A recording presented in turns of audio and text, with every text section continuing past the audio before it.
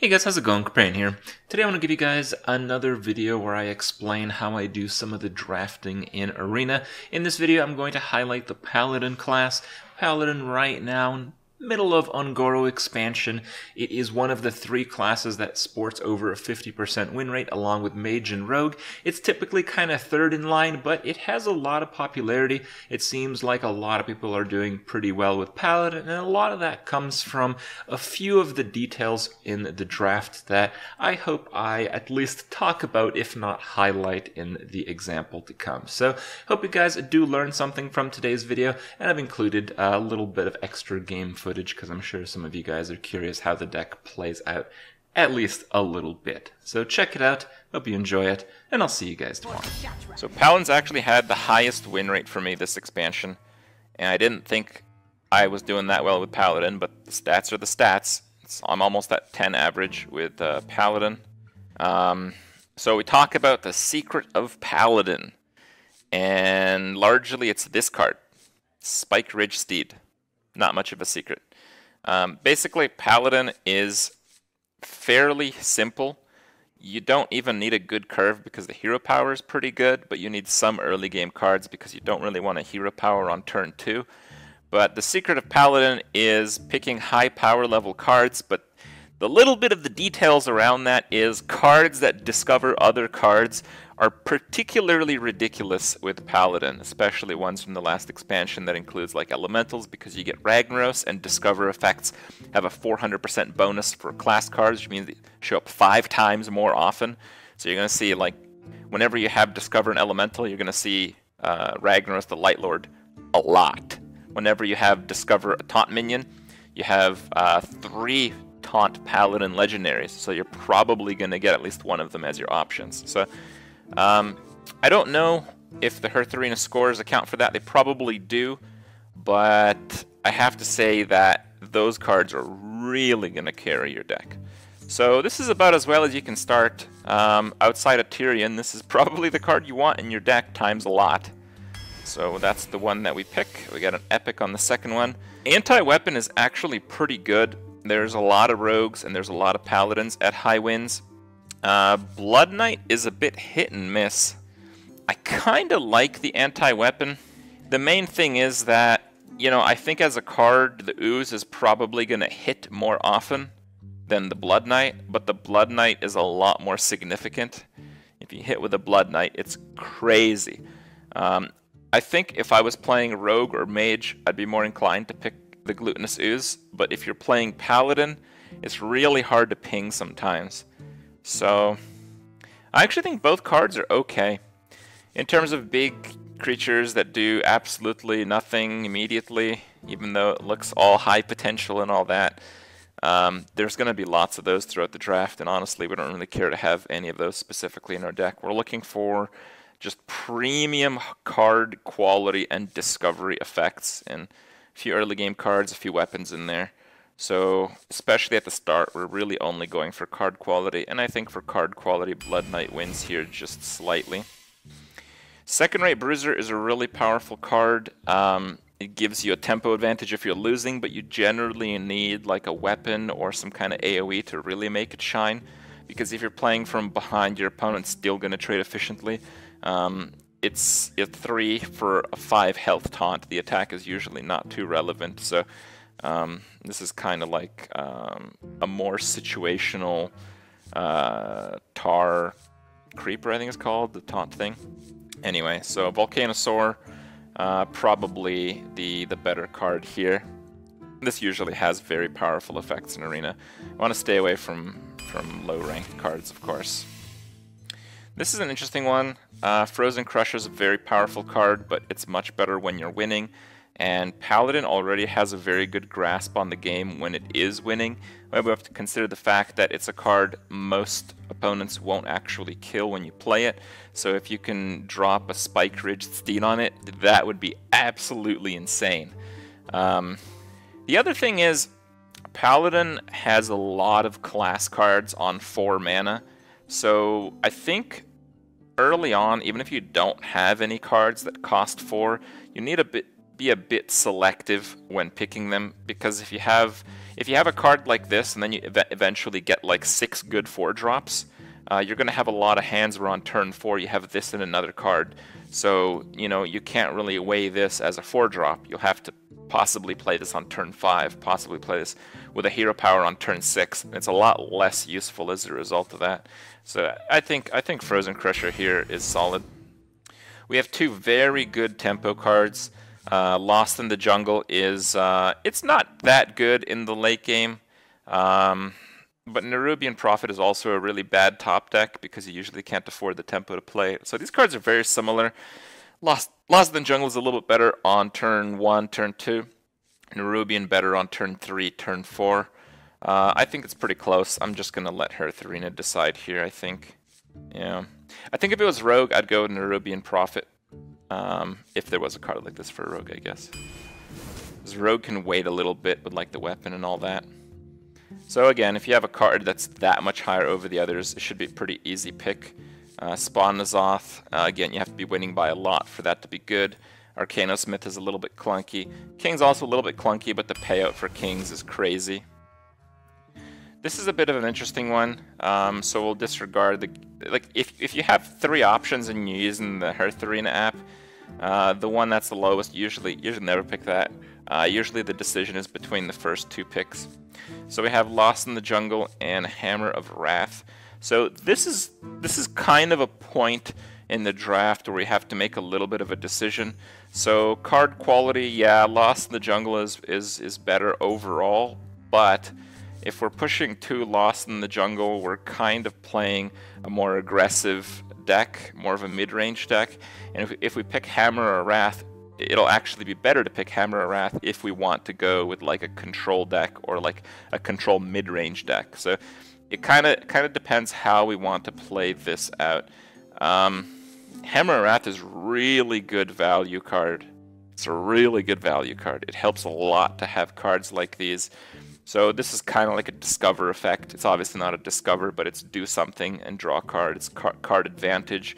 Also, your opponent is often going to play very risky against Paladin. That's also another thing. I really like having surprise damage as Paladin. I also really like Lost in the Jungle, but I really like Hammer of Wrath here. I think it balances the deck out very well. I'm going to pick Hammer of Wrath despite it being quite a lot under there, just because I really like having a little bit of surprise damage in Paladin. Igneous Elemental, it's a fair 3-drop, and it has a lot of synergy with future elemental synergies that we might encounter. It's going to be pretty big for that. Blessing of Wisdom is okay. Maybe if we had the other Lost in the Jungle, but nah, not the case for us. So here again, I think we're going to go for a 2-for-1 card. I'm going to go for the Gnomish Inventor, do something, draw a card. Probably a little bit better than Divine Strength. Divine Strength, it's good to have buffs, like the good ones. This is kind of borderline, but you want that sustain. You're going to be playing mages and rogues, and as a paladin, you can actually go toe-to-toe without valuing them. It's difficult, but it's possible. Getaway Kodo is a bit clunky. We've had a lot of experience with Getaway Kodo because of the Hydrologist. It's good, but I don't think it's worth a card. Master Swordsman is pretty bad as well, but we don't have that many 2-drops, so it's not like we'll ever be able to keep Getaway Kodo in an opening hand, and we might be able to keep a Master Swordsmith in the opening hand. It's pretty rough. I guess the last option is Bookworm. We can try to get dragons, but there's really very few dragons. This is a really tough pick. I think I just have to go for Master Swordsmith, but it's not a good pick at all. Equality can be good. The main issue of the quality is it can be difficult to get a board clear as Paladin to combo it as you do in Constructed. Through the Darkshire, it has synergy with Blood Knight, Lost in the Jungle, and well, it has Blessing of Kings because it's always a minion, particularly a 3-drop. So we have 2 3-drops right now, 10 cards in. We're on pace to have like 5 or 6. That's very solid. So we don't actually need 3-drops right now. We'd be picking this card because of its effects. I don't know. I picked Equality in the last draft, and it actually helped a lot. I don't know if, like, for Steward of Darkshire to be good, It is a bit tricky. Because we're playing a slower deck, we're going to be playing a lot of cards just on curve just to keep up on the board. Steward is amazing with dino size. That's something I didn't think about. Alright, let's try Stewart. I haven't picked a card in a while. I think equality might be a little bit better overall, but, you know, I don't have too much experience with this one, and I'm kind of curious. So Hydrologist, new power card. It's a very good 2-drop, and we have no 2-drops, so even if this was like a River Croc, we'd pick it here for sure. We just really need to start curving out and filling out our deck. So it looks like we're going to get an equality again. Holy Wrath is a little bit too random. You generally don't want to take these risks because in Arena your goal is to get like six wins plus.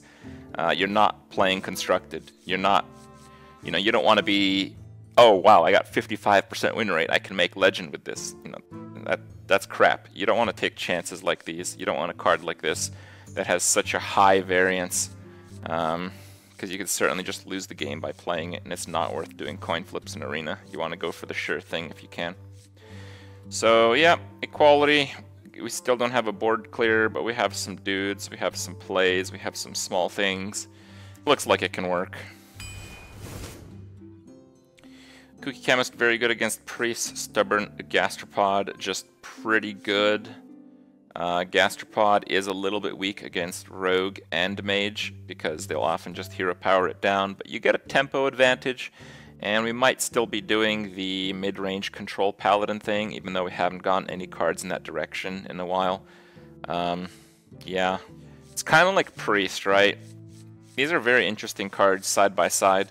Kooky Chemist is very good against Priest, and Gastropod is very bad against Priest because of Potion of Madness. So, but the thing is, we're playing Paladin. Paladin has a very good matchup against Priest already, so we shouldn't need to reinforce this. But this decision, I think, could be made differently if you're playing Mage or Rogue. Hydrologist versus Tar Creeper. Interesting one. So Tar Creeper helps us get to the mid and late game, which is kind of what we thought we'd be doing, but again, we haven't gotten any cards in that direction. Right now, in terms of 2-drops, we're actually very light. We have Hydrologist, we don't really want to play Master Swordsmith, and against Mage and Rogue, we don't really want to play Gastropod, so we're really low on 2-drops right now, which actually makes me think to pick the Hydrologist. For 3, we have Blood Knight, Igneous, and Steward of Darkshire, so we have 3 3-drops, really like 1.5, maybe 2 2-drops. Even though I agree, Tar Creeper is the better card, we just need more 2-drops. This is again a tricky one. Does it matter that it's an elemental? We have 2 elementals so far. Elemental synergy, that's possibly something. It's also good to have a certain number of taunts, and we're a bit low on taunts. Fine, let's go with a Tar Creeper, but we really need 2-drops. Corrupted Seer activates equality, and we have a couple Murlocs. That's just a no-brainer. We need to have a few of those clear cards. Second-rate Bruiser. Again, it's a bit tricky with Paladin if you don't have weapons or board clears. We have 1 board clear, but it's not something you'd often play to follow up this on a 3-mana hit. We have no actual 5-drops, and Corrupted Healbot is an excellent 5-drop if you're playing the control game. You don't care about healing your opponent, so we're just going to go ahead and pick that. Weapon versus double tap Divine Shield card. Ooh. Argent Commander gets a little bit of synergy with Blessing of Kings. It's pretty good if I get something like a Getaway Kodo or Redemption Secret off a Hydrologist. But Rallying Blade's a weapon, and it's early game, and our 2-drop situation is very weak. We have 12 cards after this. I think we gotta go for the Rallying Blade. Weapons are just so important.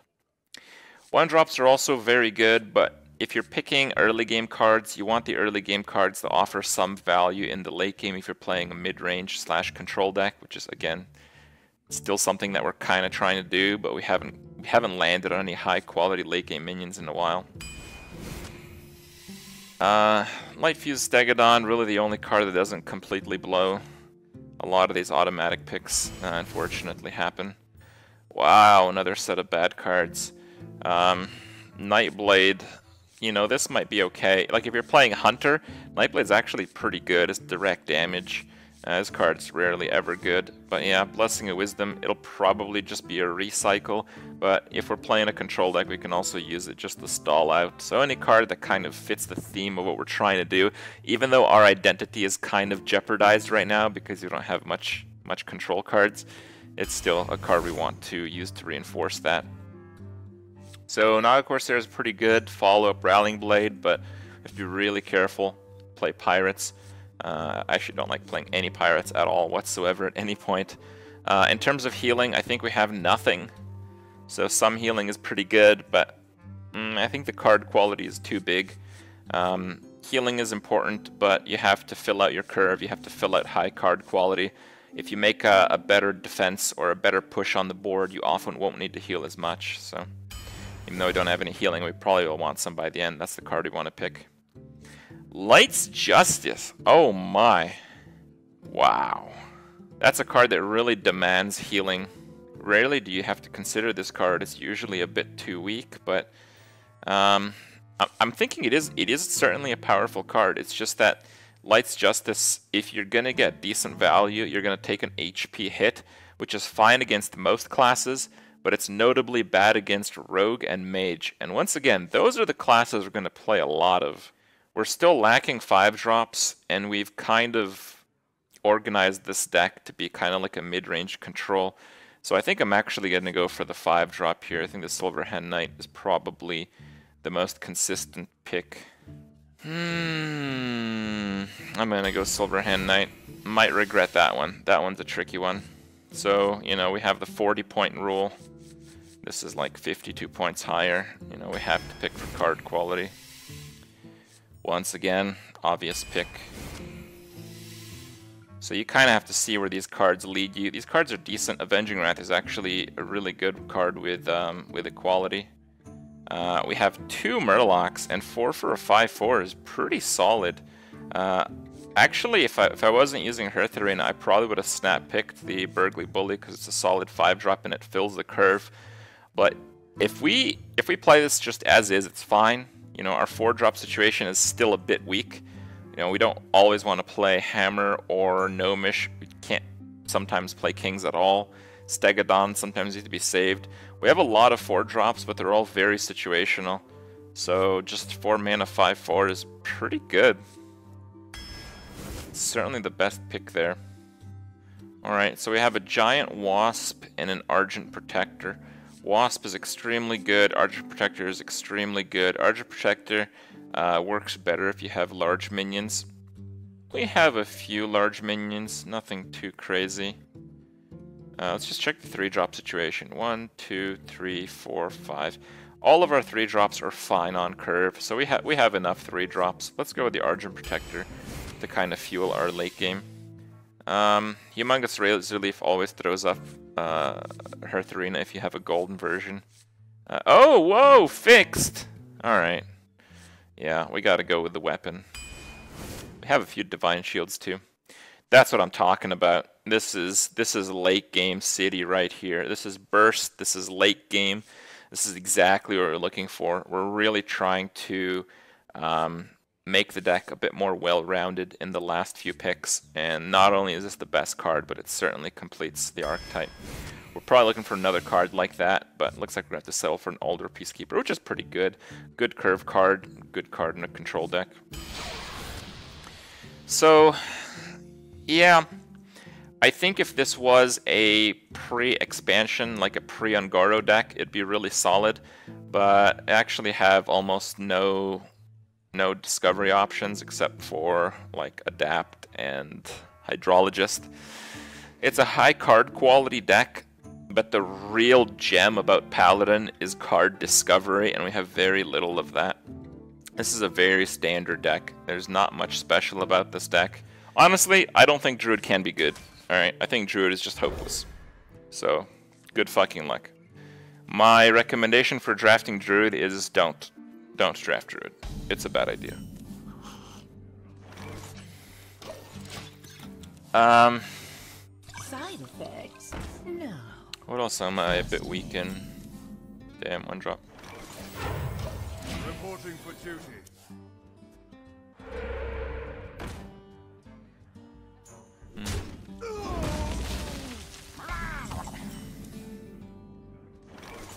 This is really bad, but I have no choice. He has a good 1-drop and a 2-drop that spirals out of control. I taste blood. Oh boy.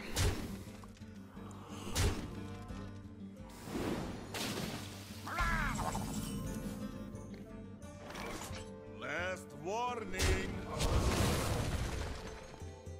Pass me that Arclight spanner. Job's done. He hasn't even coined yet. Alright, that's probably fine. There's not really that many overload cards that are going to be problematic right now. Probably just a 4 mana 7/7 if he uses the coin, but if he does that, he's going to be missing the coin and overloaded for 3 next turn.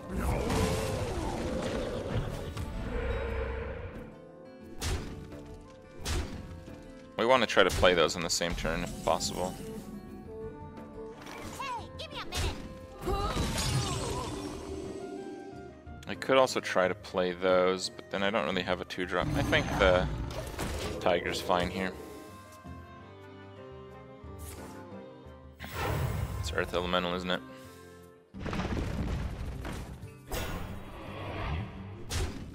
It's going for kills. Didn't see that coming.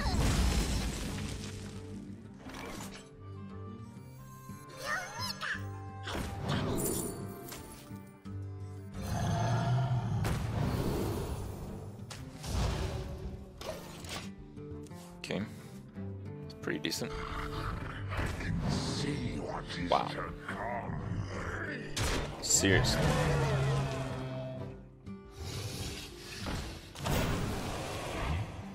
Wow. Seriously.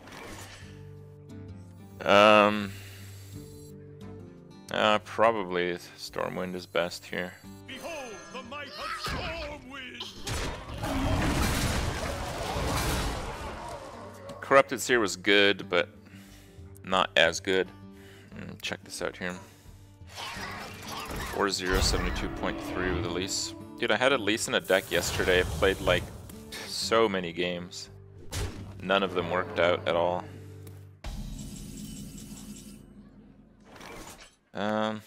So if I play the Corrupted Seer, it kills those for sure.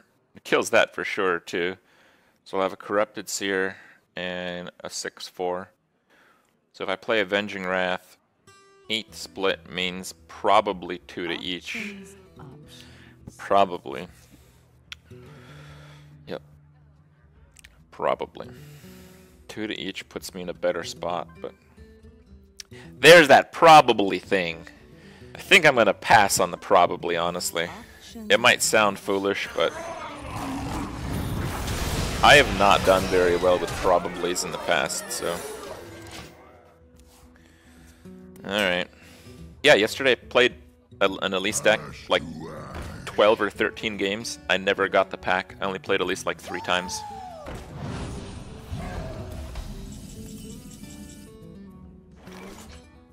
One health.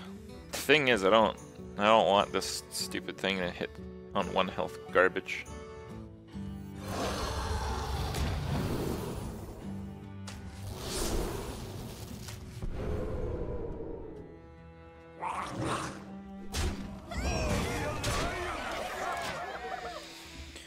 Okay.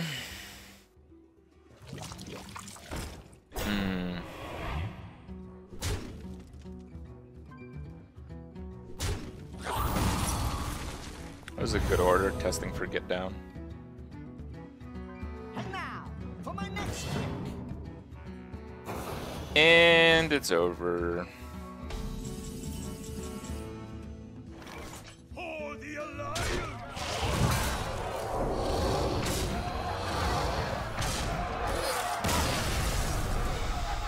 Man, that Stormwind tempo carry.